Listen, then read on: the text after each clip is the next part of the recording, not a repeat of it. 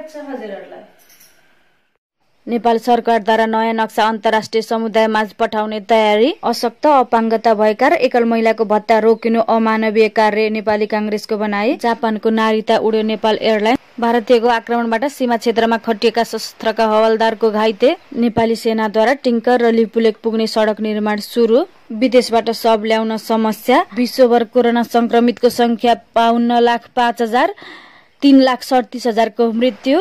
दक्षिण सुडानका 10 cabinet मन्त्रीमा corona संक्रमण। श्रीलङ्कामा आउँदो महिनाबाट क्रिकेट सुरु हुने। अब समाचार विस्तारमा। नेपाल सरकारद्वारा अद्यावधि गरिएको नेपालको नयाँ नक्सा तथा निशान छाप अन्तर्राष्ट्रिय समुदायसहित सबैतिर पठाउने तयारी गरेको छ। सोही तयारीका क्रममा सरकारले नयाँ नक्सा छाप्ने र निशान छाप परिवर्तनको कानूनी प्रक्रिया सुरु गरिसकेको छ।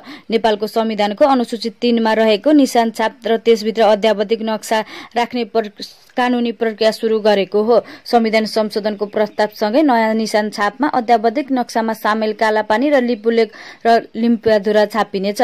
भूमि व्यवस्था सहकारी तथा गरिबी निवारण मन्त्री पद्मा अर्यालका अनुसार सन् 1816 मार्चमा तत्कालीन इस्ट इन्डिया कम्पनी र नेपाल सरकार बीच भएको सुगौली सन्धि अनुसार काली नदी र सोभन्दा पूर्वको भूभाग नेपाल राज्यको अभिन्न अंग रहेको छ।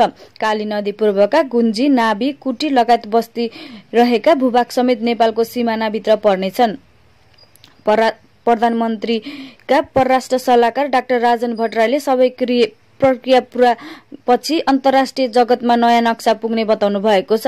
हाल त्यसबारे निर्णय भइ नसकेको उहाँको भनाइ छ। अद्यावधिक नक्सा छिट्टै वेब भर्सन र हार्ड कपी दुवै थरी प्रकाशनमा ल्याउन तयारी गरिरहेको नापी विभागका महानिर्देशक प्रकाश जोशीले जानकारी दिनुभएको छ। उहाँले यससँगै नेपालको नक्सा प्रयोग भएका सबै सरकारी दस्तावेज एवं पाठ्य पुस्तक र अन्तर्राष्ट्रिय साझेदार निकायमा नयाँ संस्करण बमोजिमका नक्सा प्रयोगमा ल्याउन थप पहल हुने बताउनु भएको छ। महानिर्देशक जोशीले एक्सन प्लान बनाएर नक्सा प्रिन्टलाई अगाडि बढाएका छौं। यसका लागि प्लेटहरू धमाधम बनिरहेका छन्। नक्सा बाहिर छाप्न दिन नमिल्ने भएकाले हामी आफै प्रिन्ट गर्छौं भन्नुभएको छ। नक्सा विभागले आफ्नै छापाखानामा नक्सा छापिँदैछ। नक्सा छापिने प्रक्रिया सुरु भएसँगै स्वदेश र अन्तर्राष्ट्रिय समुदायलाई कहाँ कहाँ पठाउने भन्ने बारे समेत मन्त्रालयले तयारी गरेर सूची समेत तय गर्दैछ। त्यसका लागि प्रधानमन्त्रीको कार्यालय, परराष्ट्र मन्त्रालयसँग समन्वय गरेर काम भइरहेको उहाँले बताउनु भएको छ। नेपाली कांग्रेसले अपाङ्गता भएका र 60 वर्ष मुनिका एकल महिलालाई दिँदै आएको सामाजिक सुरक्षा भत्ता तत्काल वितरण नगर्ने सरकारको निर्णयप्रति आपत्ति जनाएको छ। कांग्रेसका मुख्य सचेतक बालकृष्ण खाँडले हिजो विज्ञप्ति निकालेर कोरोना महामारीले प्रणाडित भइरहेको विषम परिस्थितिमा अति अशक्त अपाङ्गता भएका र असहाय एकल महिलाको भत्ता रोकिनु अमानवीय कार्य भएको भन्दै तत्काल सबै सामाजिक सुरक्षा भत्ता वितरण गर्न सरकारसँग माग गर्नुभएको छ।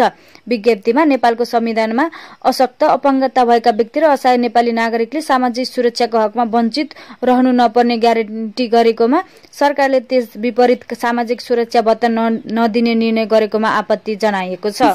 लकडाउनका कारण नेपालमा रोकिएका केही जापानी र नेपाली बोकेर नेपाल वायु सेवा निगम वाइड बडी A330 जहाज नेपालको नारिता उडेको छ। त्रिभुवन अन्तर्राष्ट्रिय विमानस्थलबाट राति 9:45 बजे निगमको जहाजले नारिता अन्तर्राष्ट्रिय विमानस्थलमा चार्टर उडान भरेको विमानस्थलका प्रवक्ता देवेन्द्र केसीले जानकारी दिनुभएको छ। जम्मा 268 यात्रुमध्ये 197 नेपाली रहेका छन्। उनीहरू जापानमा बसोबास गर्दछन्। नेपाल स्थित जापानी दूतावासका पहलमा निगमको वाइड बडी जहाजले चार्टर उडान गरेको बताइएको छ। लकडाउनमा निगमको जापानमा यो तेस्रो पटकको चार्टर उडान हो। सोही गन्तव्यमा यसअघि जेठ 2 गते निगमको वाइड बडी जहाजले दोस्रो पटक चार्टर उडान गरेको थियो। गत चैत 28 गते निगमले नारितामा पहिलो चार्टर उडान गरेको थियो। नेपालमा रोकिएका केही जापानी र विदामा आएका नेपाली कामदार र विद्यार्थी लैजानका लागि निगमको जहाजले नारितामा चार्टर उडान गरेको हो। निगमको वाइड बडी जहाजले काठमाडौँको सुमेग टुर एन्ड ट्राभल्स प्रणालीसँग काठमाडौँ नारिता जापान चार्टर उडानको अनुमति लिएको निगमले जनाएको छ। नेपाल एयरलाइन्सले नारितामा गत फागुन 19 गतेदेखि सिधा उडान सेवा सुरु गरेको थियो।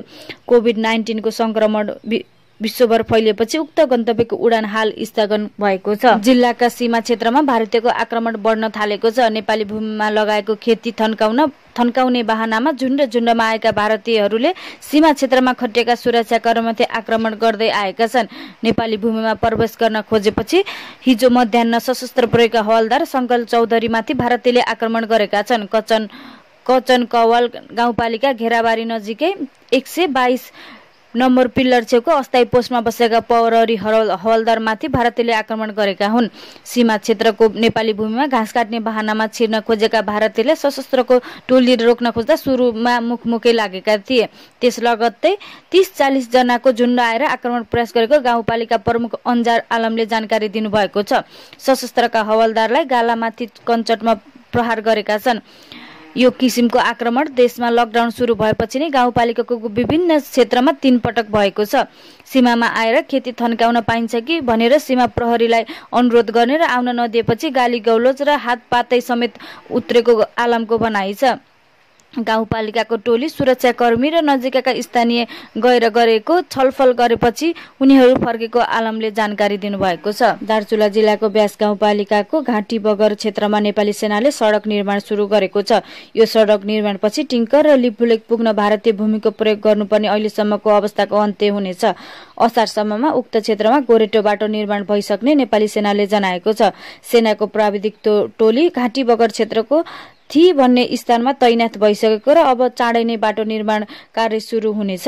नेपाल र चीन र भारतको सीमा नाका समेत पर्ने दार्चुला जिल्लाको ब्यास गाउँपालिका स्थित घाँटी बगर इलाकामा 2 मिटर चौडाइको 450 मिटर गोरेटो र घोडेटो बाटो निर्माण गरिने जानकारी सेनाका प्रवक्ता विज्ञानदेव पाण्डेले दिनुभएको छ। ब्यास गाउँपालिकामा पर्ने छारुङ र टिङ्करका करिब 182 घर परिवारको करिब 1200 जना स्थानीय जिल्ला सदरमुकाम खलङ्गा आवत जावत गर्न ठूलो समस्या छ।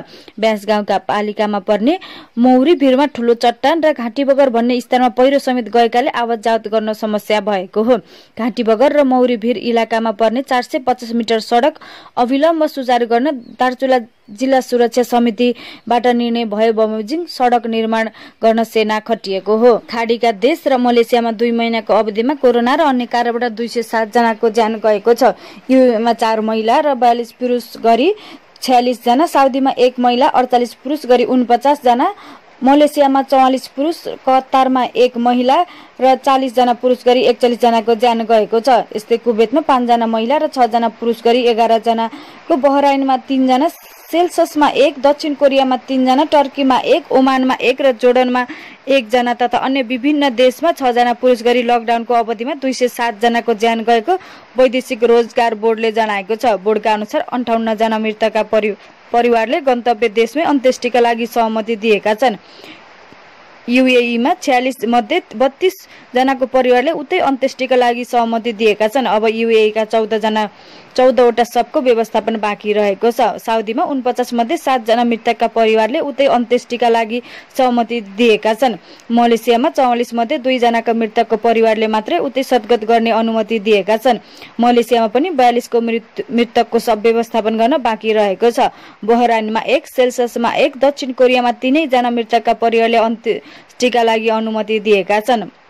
यस्तै जोर्डनमा 1 र अन्य विभिन्न देशमा मृत्यु भएको 5 जनाको परिवारले पनि अन्त्येष्टिका लागि सहमति दिएको। अब विदेशमा 149 शव व्यवस्थापन गर्न बाँकी रहेको बोर्डले जनाएको छ। कोरोना भाइरसका कारण अन्तर्राष्ट्रिय उडान बन्द हुँदा अहिले विदेशमा मृतकको शव समेत ल्याउन कठिन भइरहेको छ। अन्तर्राष्ट्रिय उडान नखोल्दासम्म शव ल्याउन नसकिने भन्दै बोर्डले मृतकका परिवारलाई उतै अन्त्येष्टिका लागि सहमति दिन अनुरोध गरिरहेको छ। महामारीको समयमा गन्तव्य देशमै शव अन्त्येष्टिका लागि अनुमति दिने परिवारलाई सान्त्वना राहत स्वरूप थप 50,000 रुपियाँ दिने सरकारले निर्णय गरिसकेको छ। विश्वभर कोरोना संक्रमण पुष्टि हुनेको संख्या 52,05,900 पुगेको छ। जोन हकिन्स विश्वविद्यालयले प्रकाशित गरेको आज बिहानसम्मको तथ्याङ्क अनुसार अमेरिकामा सर्वाधिक 16,04,81 जनामा संक्रमण पुष्टि भएको छ। यस्तै ब्राजिलमा 3,30,890, रुसमा 3,26,848, बेलायतमा 2,55,544, स्पेनमा 2,34,824, इटालीमा 2,28,658 र फ्रान्समा 1,82,002 जनामा कोरोना संक्रमण पुष्टि भएको छ। छिमेकी मुलुक भारतमा 1,24,794 जनामा संक्रमण पुष्टि भएको छ। सर्वाधिक संक्रमण देखिएको सूचीमा भारत 11औं स्थानमा रहेको छ।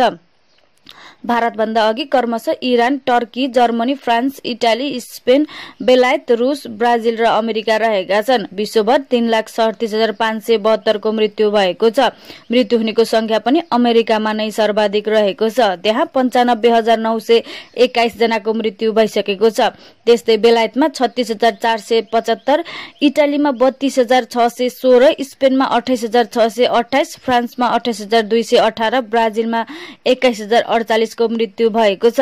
भारतमा 3,726 जनाको मृत्यु भएको छ। विश्वभर 20,54,125 जना संक्रमण पछि निको भई घर फर्किसकेका छन्। संक्रमण मुक्त हुनेको संख्या पनि अमेरिकामा नै सर्वाधिक रहेको छ। त्यहाँ 3,50,135 जना संक्रमण मुक्त भइसकेका छन्। त्यस्तै जर्मनीमा 1,51,064, स्पेनमा 1,50,376, इटालीमा 1,36,720, ब्राजिलमा 1,35,430 जना संक्रमण मुक्त भएका छन्। भारतमा 51,824 जना संक्रमित अहिले संक्रमण मुक्त भएका छन्। नेपालमा पनि 516 जनामा संक्रमण पुष्टि भएको छ भने हिजो शुक्रबार एकै दिन 59 जनामा संक्रमण पुष्टि भएसँगै संक्रमितको संख्या 500 नागेको हो। संक्रमित मध्ये 16 जना संक्रमण मुक्त 70 जना संक्रमण मुक्त भइसकेका छन्। शुक्रबार बाँकेका 21 जना एकैपटक संक्रमण मुक्त भई डिस्चार्ज भएका छन्। संक्रमित मध्ये 3 जनाको मृत्यु भइसकेको छ। दक्षिण सुडानका 10 क्याबिनेट मन्त्रीहरूमा कोरोना भाइरसको संक्रमण पुष्टि भएको छ। दक्षिण सुडानका सूचना प्रसारण मन्त्री माइकल माकुईले बीबीसीसँग संक्रमित भएका सबै नेता आफ्नो कार्यक्षेत्रमा लगातार काम गरिरहेका थिए र कोरोना भाइरस महामारीसँग लड्नका लागि बनाइएको उच्च स्तरीय टास्क फोर्सका हिस्सा थिए भनेका छन्। तर माकुईले दक्षिण सुडानका राष्ट्रपति साल्वा किर पनि उच्च स्तरीय टास्क फोर्सको हिस्सा रहेको भन्दै उनलाई पनि कोरोना भाइरस संक्रमण भएको खबर भ्रामक भएको बताएका छन्। दक्षिण सुडानमा पछिल्ला दिनमा कोरोना भाइरस संक्रमण तीव्र गतिमा बढिरहेको छ। दक्षिण सुडानमा 300 भन्दा धेरैमा संक्रमण पुष्टि भएको छ भने अहिलेसम्म 6 जनाको ज्यान गएको छ। दक्षिण सुडानमा कोरोना महामारी फैलिएको परिणाम निकै खतरनाक हुने भन्दै चिन्ता व्यक्त गरिएको छ, किनकि सुडानमा दशकदेखि चलिरहेको तनावका कारण स्वास्थ्य सेवाको अवस्था निकै नाजुक रहेको छ। श्रीलङ्कामा आउँदो जुन महिनाबाट क्रिकेट सुरु गर्ने तयारी भएको छ। कोरोना भाइरसको महामारीका कारण सम्पूर्ण खेल गतिविधि बन्द गरिएकोमा श्रीलङ्कामा आउँदो जुनदेखि भने क्रिकेट सुचारू गर्ने त्यहाँको क्रिकेट बोर्डले तयारी गरेको छ। श्रीलङ्काका प्रशिक्षक मिकी आर्थरले जुन महिनाबाट श्रीलङ्काको क्रिकेट टिमले अभ्यास सुरु गर्न लागेको जानकारी दिएका छन्। प्रशिक्षक आर्थरका अनुसार श्रीलङ्का सरकार र स्वास्थ्य मन्त्रालयले समेत अभ्यास सुचारू गर्न अनुमति दिएको छ। सुरुमा 2 फास्ट बलरबाट अभ्यास सुरु गर्ने र क्रमिक रूपमा टिमका सबैलाई जुन 20 सम्म अभ्यासका लागि सहभागी गराउने उनले बताएका छन्। विश्वभर महामारीको रूपमा फैलिएको कोरोना भाइरसको कारण श्रीलङ्काले इङ्ल्यान्ड र दक्षिण अफ्रिका विरुद्ध घरेलु सिरिज रद्द गरेको थियो। हाम्रो यस च्यानललाई सब्स्क्राइब गरी बेल आइकन छोई नोटिफिकेसन अल गर्नुहोला र लाइक, कमेन्ट र शेयर गर्न पनि नभुल्नुहोला। नेपाल सरकारद्वारा नयाँ नक्सा अन्तर्राष्ट्रिय समुदायमाझ पठाउने तयारी। अशक्त, अपाङ्गता भएका र एकल महिलाको भत्ता रोकिनु अमानवीय कार्य नेपाली कांग्रेसको भनाई। जापानको नारिता उड्यो नेपाल एयरलाइन। भारतीयको आक्रमणबाट सीमा क्षेत्रमा खटिएका सशस्त्रका हवलदारको घाइते। नेपाली सेनाद्वारा टिङ्कर र लिपुलेक पुग्ने सडक निर्माण सुरु। विदेशबाट शव ल्याउन समस्या। विश्वभर कोरोना संक्रमितको संख्या 52,05,000, 3,37,000 को मृत्यु। दक्षिण सुडानका 10 क्याबिनेट मन्त्रीमा कोरोना संक्रमण। श्रीलङ्कामा आउँदो महिनाबाट क्रिकेट सुरु हुने।